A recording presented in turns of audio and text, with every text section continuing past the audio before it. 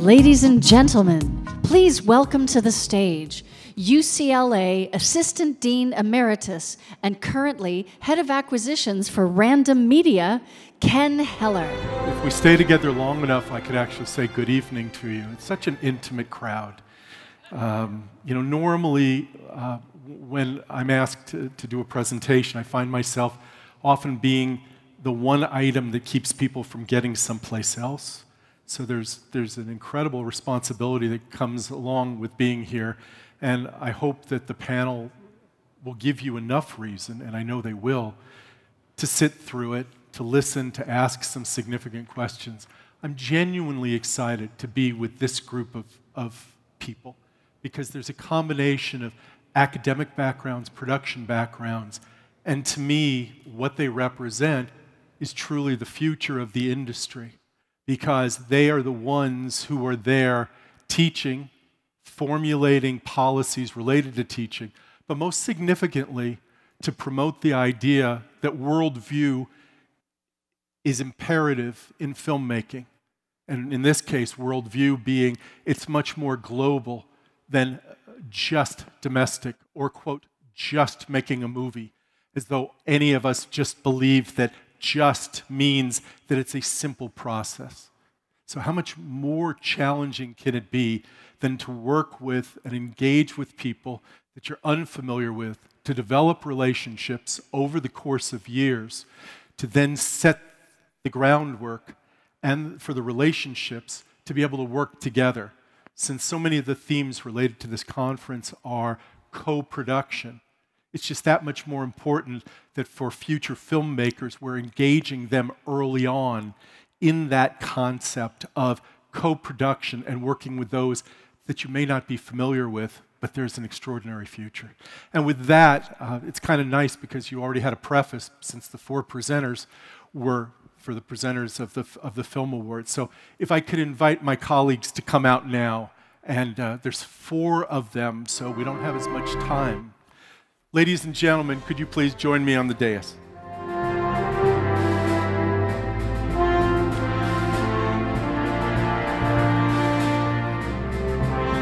I'm slow. Kids in my class. That's right. Sure. It sounds a little bit like graduation music. Barbara, I'm so glad you were first. Really? Okay. Oh, the mic's on again. Yes, it is. Oh, they are? Great. Why don't we all take a seat?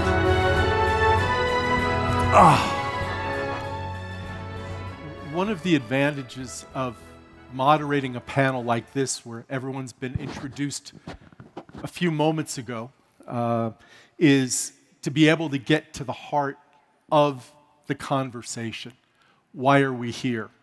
And the benefit, and I was trying to do a calculation, and I stopped trying to figure out how many years of experience are sitting on this dais, of experience in academics, experience in production, an awareness of the magnitude of this industry. And it's not that we're curing cancer, but what we are doing is laying groundwork for the future of this industry. So I'm genuinely glad that everyone's here and we made it through the traffic, and I appreciate that.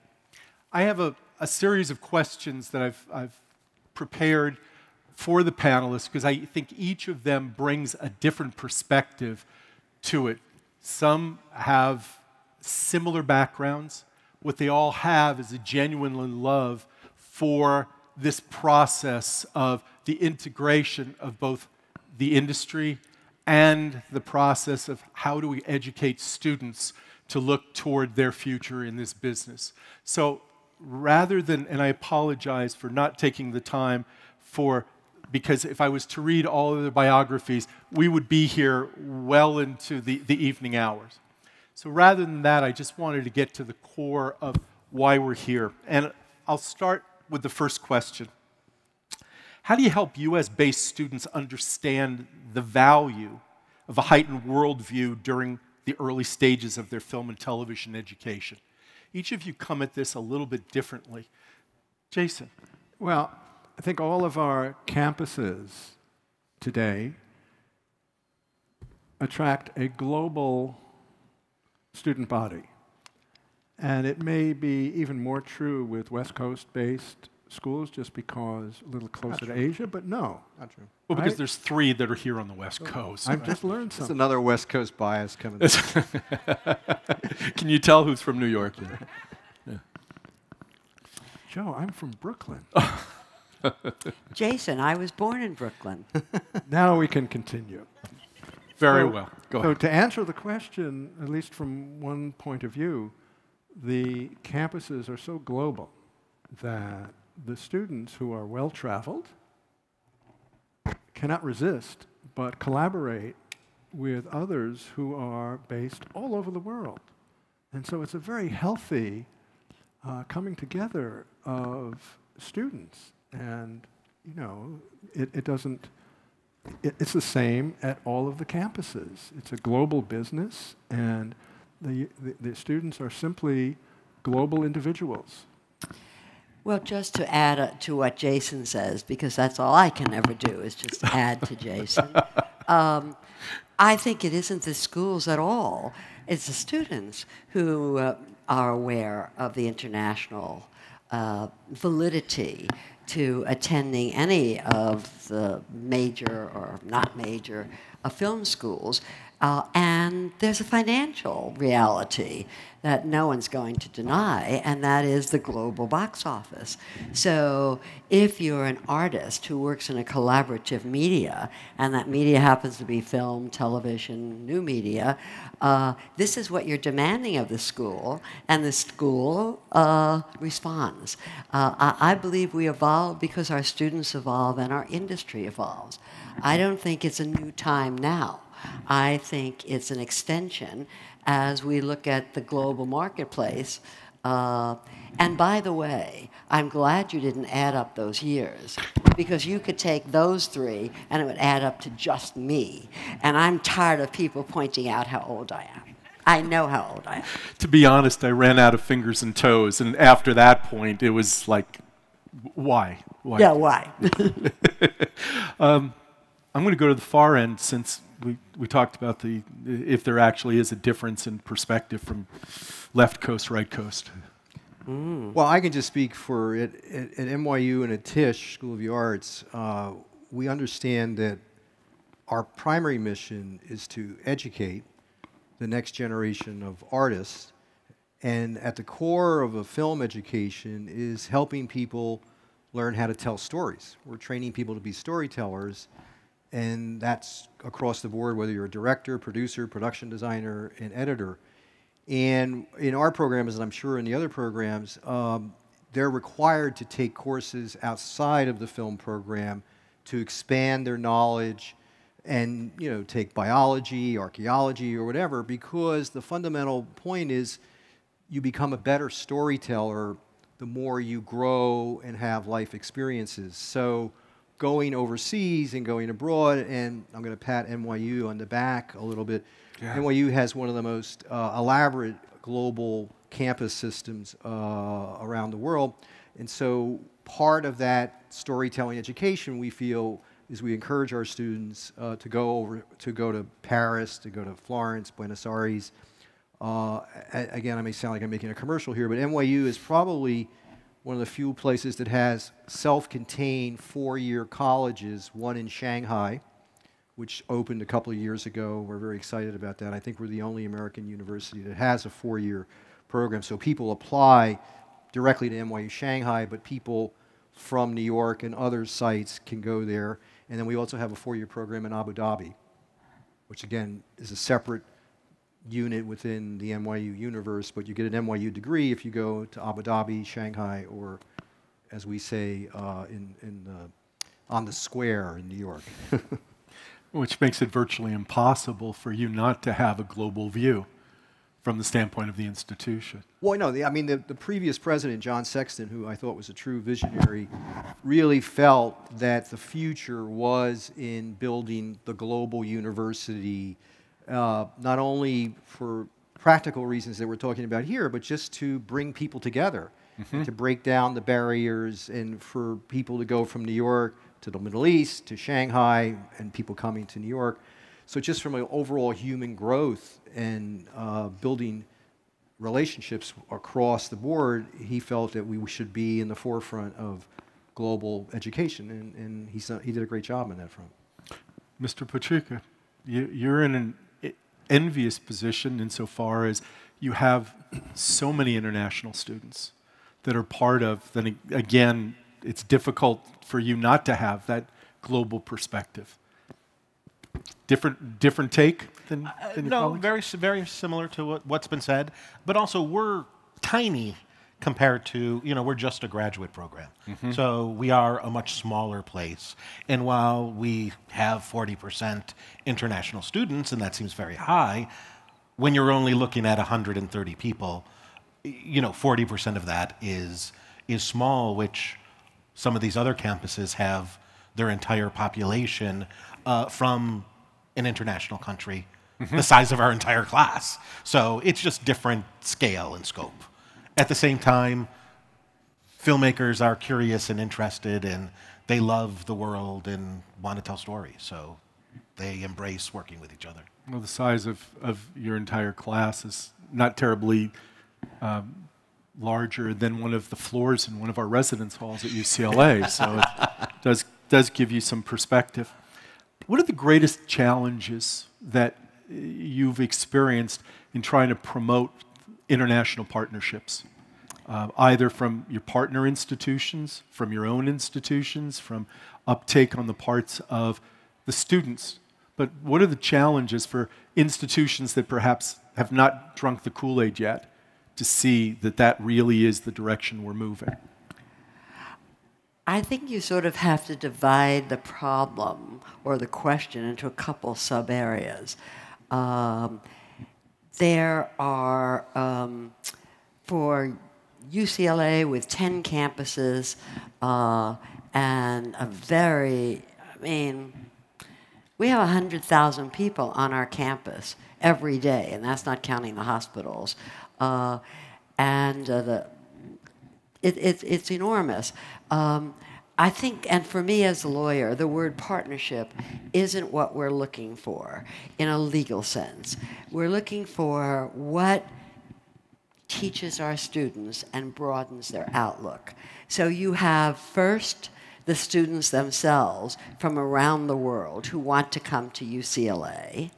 And then you have the students at UCLA who want to go around the world. So those are sort of the students. And, off of Joe, the idea of when you think of the great American filmmakers today, at least for me, I'll start with NYU and Marty Scorsese. He talks about foreign films from the time he was a student at NYU. Talk to George Lucas at USC. The artists know this, and that's the way they learn before the formality of a school. To UCLA, well, sorry, I can't think right away of AFI, but I'm sure it's true. UCLA, Coppola, he's like a cinema media studies person. He knows so much about film. And didn't really study film in college or in graduate school in the way he studied theater. So those students are one part of your question. And the other thing has to do with the relationship of the universities between the U.S. and out of this country. So we just had, and again, I'll brag a little bit, as Joe did. We've just had, in the last couple of years, 2 extraordinary fellowships. And they're full fellowships. That means tuition, living, everything. And one was giving voice to women from the Middle East. Wow. Yes, directors, graduate. And the second was giving voice to women from India. Director, producer, writer. So how can you not? There are in the producing program, well, I'll take the directing program. In the directing program, in the graduate program, 600 to 700 applications a year at UCLA in my school. We take 21 people. So the fact that the fellowships existed didn't mean you'd get in. It just meant if you got in, you got this fellowship. Now, from the Middle East applicants, 24 made the final round. What a percentage is that? So clearly, if you're talking about educating artists as much as we can educate them, it's a different question. If you're talking about relationships between universities, all of us have them. I mean, Joe just got back from Shanghai. I was there in July. What did I do there? Talk. What does that mean? I teach. So your CUC in Beijing, been there 2 weeks, taught. Your Shanghai University in Shanghai, been there, done that, talk, felt privileged to do it in both cases. Talking about Beijing University, been there, done that. I was invited naturally by people who knew me and people I knew who were looking for ways to cooperate. To have, and I actually don't want the stories that Joe so aptly talked about. I don't want them my stories. I've got my own stories. So when, I'm sure it's true of all of us, when we travel, what we're trying to do is encourage the artists to tell their stories, their individual stories from their countries, from their region, from their religion, whatever. So it's a complex question, and of course, I have a very chaotic mind.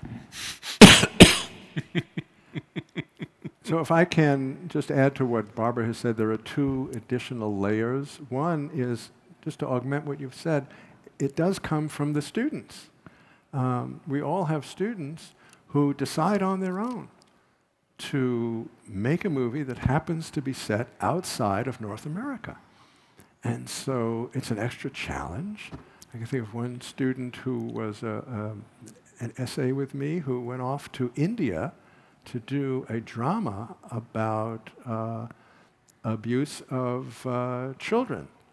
And it turned out to be a great movie, won awards. Another student goes to the Philippines to do a documentary. I mean, these students, of course, and many global people in this group just are so at ease in traveling. Now, in terms of China, what's so exciting, in addition to the booming domestic industry there, is that 10 years ago or so, it has all been approved by the Chinese government to support outreach and education on media and general outreach. And so this has led to invitations that have been, as Barbara has said, so stimulating. When you get invited to speak at a university in China, it's just like being on campus because you're in a group of movie lovers and people with mutual interests,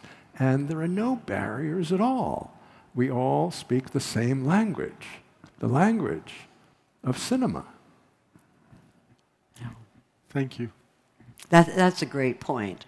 That's a great point. I've given up on political leaders of any kind, absolutely. But this much I believe in my advanced age. The artists of the world talk to each other.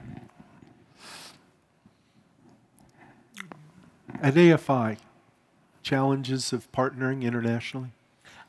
Again, the partnering is a curious term. I've participated, as my fellow panelists have, being invited to speak or teach elsewhere, and it's an incredible opportunity. Some of the challenges we have is that the specifics of the AFI program doesn't leave a lot of room for guests to come in for short periods of time, just because of the trajectory of production and the logistics of the program itself. But we don't currently have any partner relationships internationally.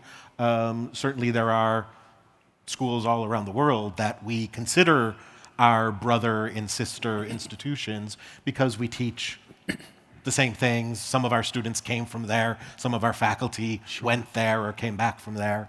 And I think there's the mystery of, oh, you work in Hollywood, so you know the secret to make a blockbuster.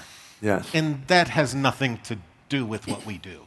That's great and that's lovely, but we're teaching artists and talking to artists and letting artists develop their voices. I want them to make a blockbuster. Sure, we Don't all be do. against that. I'm not against it. It's just, it's not like here's a magic recipe that I'm going to give to you. Right. Yeah, but I'd like to pick up on that because I want to come at it from a little different angle since we're here partly about China.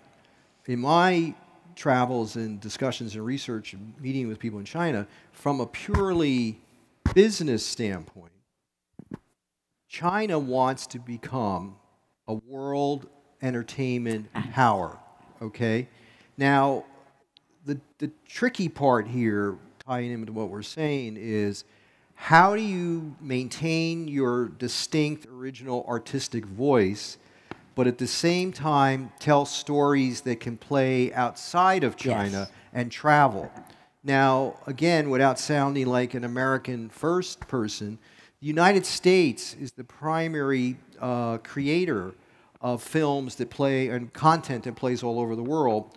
And so China smartly, and I'm using China, I assume it's the government or whatever, wants to figure out how they can play in that game. Yep.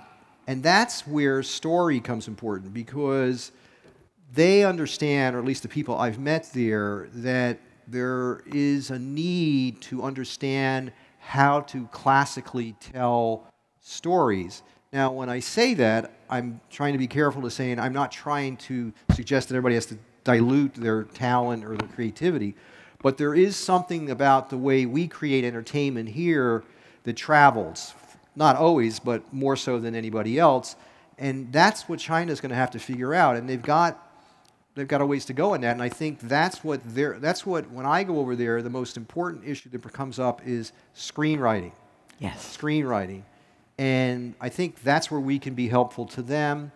And I've had students who've come from China, spent 4 years, got what they could from us, and then go back and work in China. That's the best way I think that can happen, is not to stay necessarily in the United States and feel I got to make it in Hollywood, but go back to their individual country where they may actually get access to resources more quickly than they could by trying to compete out here with everybody else. So that, for the future, it's going to be, can China become a global entertainment power, and how's that going to happen, and how do we play a role in that?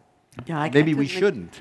Yeah, I couldn't agree with Joe more that the economic, I mean, a singular artist is different than a film artist, because a singular artist is someone who can do something herself or hisself. But films are necessarily collaborative, and that necessarily means you may have to pay or give people food in order to have them work for extended periods of time. And the last time I looked, food wasn't free in this country. So it's absolutely right. The global economic dominance of American films, to every time I've been in China, to your point, is what's the secret? Well, actually, I have an answer. Because I like have an answer for almost everything. How right those answers are different. You can judge. But Joe is right. The storytelling part of a screenwriting in China to this point has not taken a large enough part.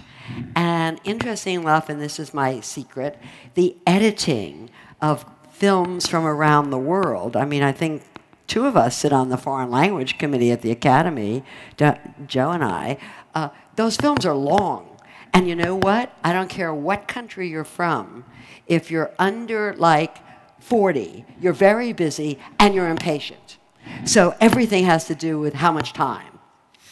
So I think that we do have some things to offer, but to me, not nearly as much as China, if it goes in that direction, to offer, which is stories about things I know nothing about, despite my several trips.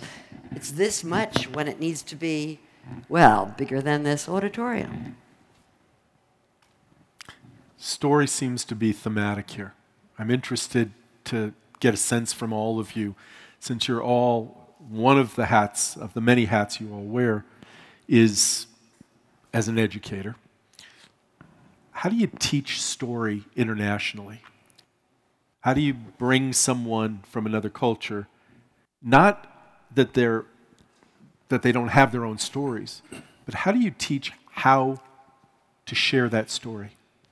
I think one of the things you do, so I also teach a screenwriting class every semester because it's so much fun, in addition to the movie business classes.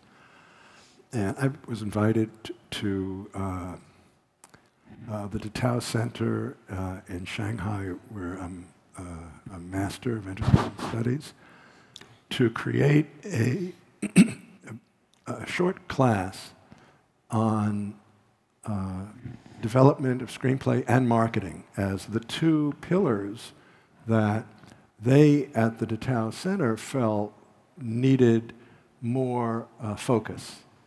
And so for me, in that milieu, it was structure. It was teaching the traditional commercial, for want of a better term, movie structure for a global audience. A 3-act structure, beginning, middle, and end, with certain refinements within that. And I found that their stories, which were personal and local, could simply be molded into a structure that would be satisfying to an audience. It's the tradition of storytelling. It's not exclusive to movies. We are all involved in the various approaches to storytelling. But for me, the emphasis was on structure. Well, Jason, who can do everything, including teach screenwriting, when we were in Shanghai, there were two professors from UCLA, myself and Neil Landau, who is a brilliant writer. And we taught parallel. I to a group of producers and Neil to a group of writers, television and film writing. And Jason is absolutely right. They were very long days, and we did it for 2.5 weeks, and the two groups. And its basic dramatic structure is where you start, only so you know enough to reject it. Right. You know, you can't say, I'm doing my own thing until you know the classic thing. And then you say, yes. It's like the little kid who says, I don't like lobster. Well, have you ever eaten lobster? No, I don't like it. So as an artist, and the students I've been privileged to teach in Shanghai and UCLA and everywhere they're sponges. They're ready to absorb this. Oh, you have your own style? What are you talking about? You don't know enough to have a style yet. But so we try to get some basic, dramatic, and obviously television created its own style. I mean, we had the 3-act for much of literature, right? Going back to the Greeks and Romans. Right. Now we suddenly had a 6, is it 6? Is it 5 or 6? 5X. You had a half-hour sitcom. What the heck is that? It was invented for the media. Now, of course, we have binge watching. So, yes, you teach whatever you can to the level of the students you're talking to, or the level of... I think the biggest problem here coming to UCLA is the language requirements, because it's no use unless the fluency is there. So, and that's true of every country. And it's a requirement. I'm sure it's also true at NYU and USC. Because if someone's not fully understanding you or understanding 60% of what you're saying, wow, are you ready for 60% of everything? I want 100%. I'm actually, I can't say I've done an exhaustive survey, but in our program we have a fairly large contingent of students from mainland China who have never been to the United States, and they come speaking pretty good English. It's amazing, the training they get over there. I just want to add something to what Barbara and Jason were saying. I think I'm a firm believer that you need to know the rules in order to break them. I think at the same time, and this is true in screenwriting classes I've taught, you got to make people feel comfortable to dig within their own selves to figure out what they have to say and how they want to say it. So I think you've got to help them understand the classical structures, but you also have to help them feel that they don't have to imitate Quentin Tarantino or Hollywood blockbusters. They have to come up with their own voice and their own style. And I think, as somebody who came to the film industry from another place where that I was working as a newspaper reporter, learning how to go within yourself and subjectively come up with ideas and then figuring out how to communicate your subjective, very personal ideas in a way others can relate, that's the struggle all writers and all storytellers confront and face. And so that's an important component here in both teaching them what the classical structures are, but at the same time helping them feel comfortable. And that's not a process that maybe even happens in 4 years. The process may begin. You know, we talk about it in our program. Don't assume that you're going to come out of here and be Steven Soderbergh right off the bat. And I do think I completely agree with what you're saying, but I do think there's a slight cultural barrier sometimes to that embrace of a personal story, because there are students that I've experienced that you talk to them one-on-one and they tell you a story that blows your mind. And then in class, they feel that story is not worthy for a movie story, Sure. that the story needs to be this larger cultural, historic thing. And it's like, no, no, no, no, your grandfather. That's what we want, is that incredible story. And so trying to free someone who all their life sort of learned that they didn't matter. That's a good point, yeah. That they do now matter, and that's what makes the work universal, is the specific. And that's the chore, you're absolutely right. That's the chore of two groups in that classroom. One, the teacher, and the other students. Right. So back to your original point, making students around the world respecting and wanting to know about someone else's culture is a lesson I think today, at least in this country, we could teach to a wider group than our students. That kind of mutual respect and the traditional, what I call criticism. How can I help you make your story better? How can I take your story and I say, that's the worst thing I've ever heard. It's, of course, that's the obligation of the teacher to say, well, that's whatever the style is, very interesting, and have you ever thought about? And, yeah. You know, all 4 of our schools have professors who do that day in and day out, teachers who do it day in and day out. Right. Jason. Can I just refer to the personal stories that have been mentioned by our panelists? That there's a brave new world online which has just recently been introduced in the last 10 years, this remarkable historic opportunity to tell more personal stories on the web. The new business model of micro-budget movies is thriving in North America, in China, in Western Europe. It's absolutely extraordinary, the new opportunities given to students, to new filmmakers, and to talent, of course, and to customers who have far more choices. And from a business model point of view, these are global. Absolutely. The students themselves can be entrepreneurial, not only filmmakers, but also distributors. So, believe it or not, I have a completely different view of, than Jason in this particular matter. I'm not teaching you two creators. I'm teaching artists. I'm not making whole movies that I want everyone in the world to see. And maybe my students want to do that, and they will. I'm sure they are. And this is absolutely a reflection of my age. But the idea of an artist, because the few times I've gone at the insistence of my granddaughter on the there's so much hate. There is so much awful stuff that I'm waiting for the commentator who's going to say, you must watch this, just like I waited for Pauline Kael or waited for someone to say, this is a really good movie, you should see this. So I'm not so interested in that. For sure the ability's there. Go for it. Make a movie about, cats meowing and have 2 million viewers. I think Joe will I was about to say. Joe will help me here. It's always good to have a level of dissonance before. What can I before we go to Q&A. Joe will help So me here. we're now let's go to at a Q&A. point, because we could go on, to gather some questions from the audience, from the dwindling masses that are here, interested Oh, really? We can't see. for you to pose questions to our panel. Oh, thank God, light. So I'm on the finance side, and one of the things that was said in an earlier panel was Steven Spielberg, J.J. Abrams, Alad Irvin Kershner, they all started with an 8mm camera, and that's how they learned how to be a filmmaker. So today's filmmaker is learning using an iPhone, or they're using whatever they're using. And one of the things I'm curious about, there used to be 52 films made a year by a studio.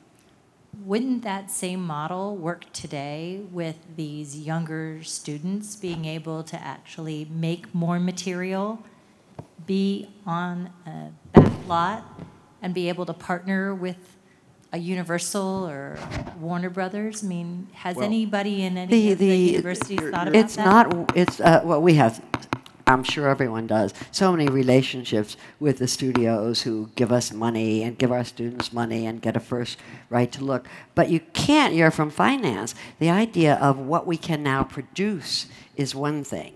What we can distribute via a major studio, via changing distribution platforms, is different. So you can make whatever you want to it and show it on YouTube, or I don't know. I'm totally ignorant about this world, except what my children and my grandchildren, my students tell me, who can't believe I'm not on Facebook or Chatbook or whatever book you're talking about. But the production has become accessible to everyone, and the distribution has become accessible to everyone. If you want your movies to show in a movie theater, or you want them to show via a television screen, then you need to have the marketing and distribution mechanism. Yeah. And that's another amount of money. There's more product out there than ever before. What Universal makes, you're counting their feature films. What else do they make? What else do they do? Well, and the theaters, and the whole idea of how many people are, what's the last movie you saw in a theater? So I see many movies in the theater. What's your last one?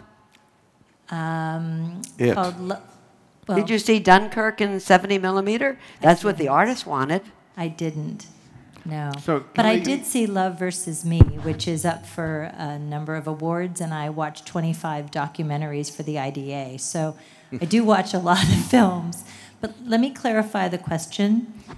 What about the partnership with a backlot where they'd have a set, that they wouldn't have to build a set, and they'd have a partnership with a studio that has an environment where they can take their iPhone or they can take their small camera and they can make a film?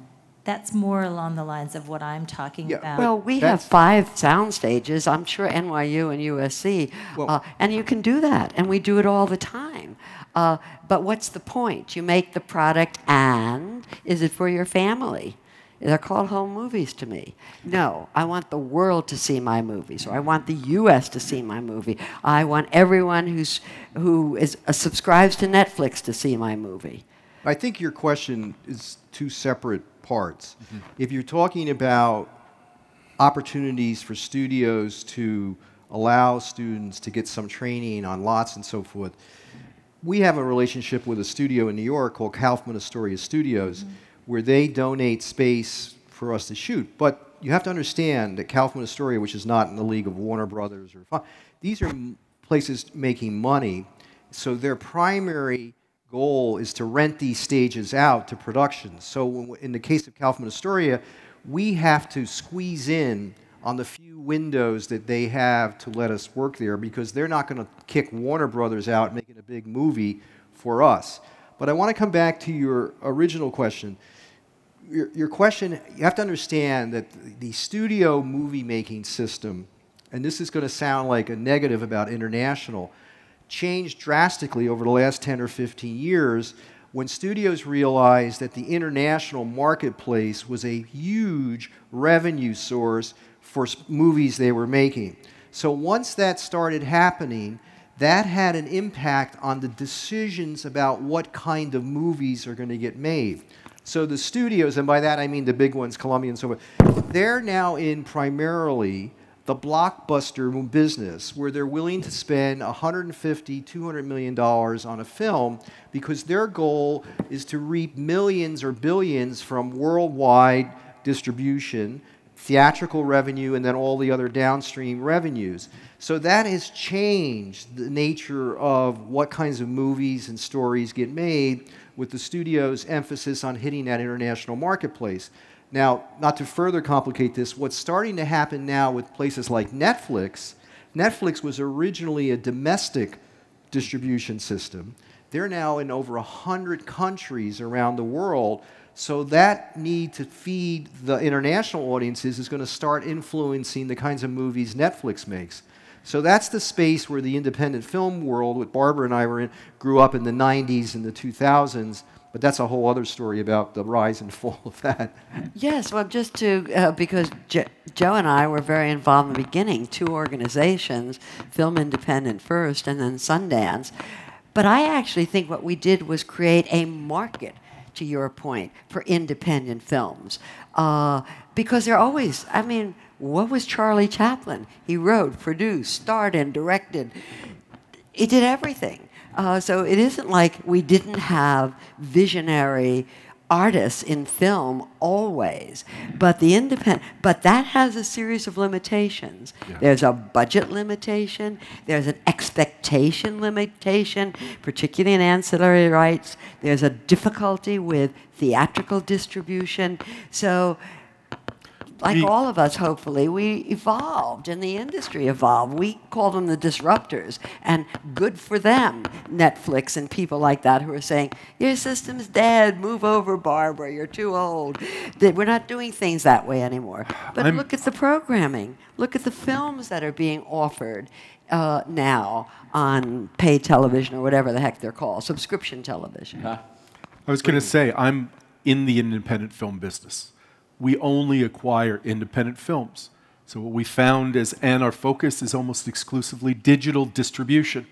So for those kinds of films, there are so many to be acquired. There's so many that need help to get out there and identifying the markets. So do I believe that there's a place for them? Absolutely. If not, we wouldn't be in business. We're not looking for blockbusters. We're looking for those voices. And we're finding that there are audiences waiting for them. So yeah, no, it's not universal. But is there a market for it? We're finding markets for it. But I'm Next question. Yeah, I'm for the blockbuster. My house and my children's education all come from a blockbuster. All the awards came from independent films, never money. Hi, producer Robert King here.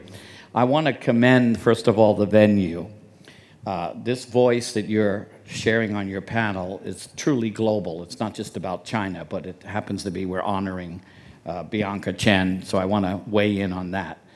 To your point, I produce a lot of live events at TCL, and we couldn't be better, more happier with Barbara's comment, of course, about how important it is for full cinematic experience.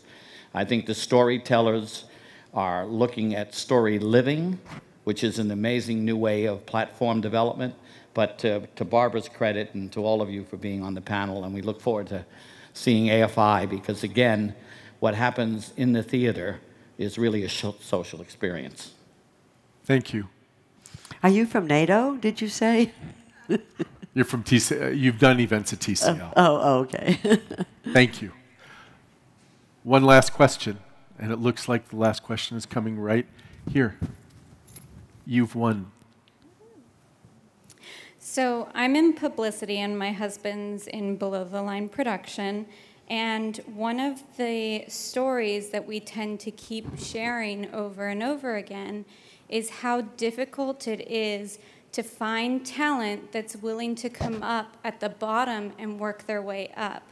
Instead, we continue to find students that are coming out of AFI or USC or any of the schools and are immediately wanting to be a DP, you know, and not necessarily wanting to start out as a digital utility or a loader or an intern and build their way up.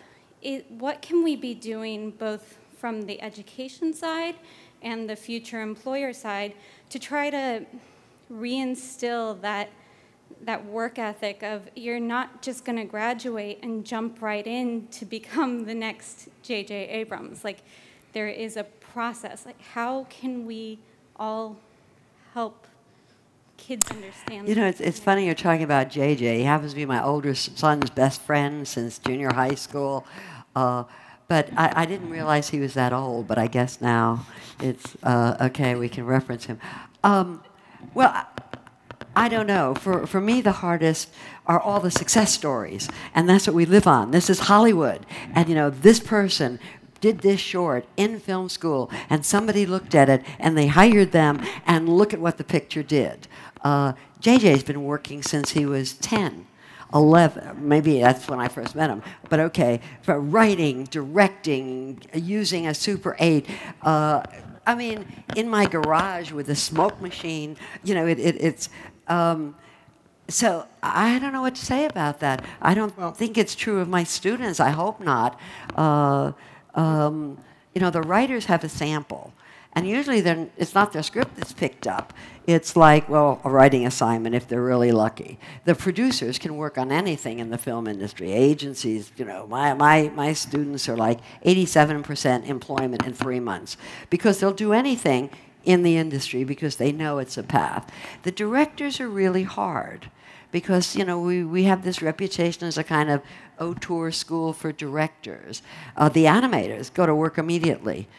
Not on their own projects, but immediately all over. And cinema media studies is you know, they're scholars. So I don't know your experience, but you should call our placement office. See if we can help you. You have to pay them when they graduate. No, but it is she's putting her finger on a real issue.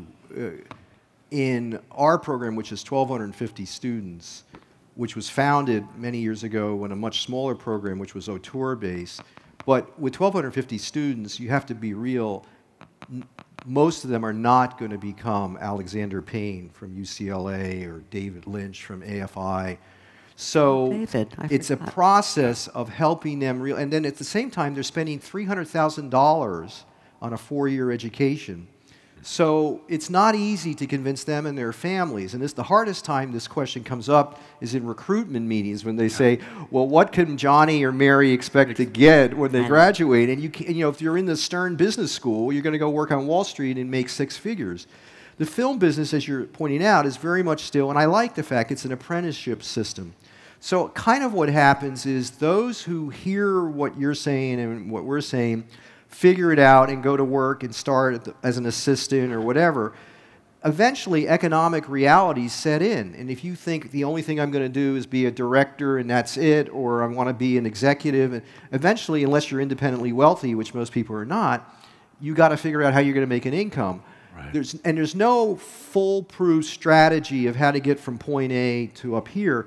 But I take the position, which is not, again, the only way, that it's better to work in a low-level job in the industry, network, learn about the business, build connections, then go work at Starbucks, and then try to come in with your script or something like that. But different people have different points of view on that.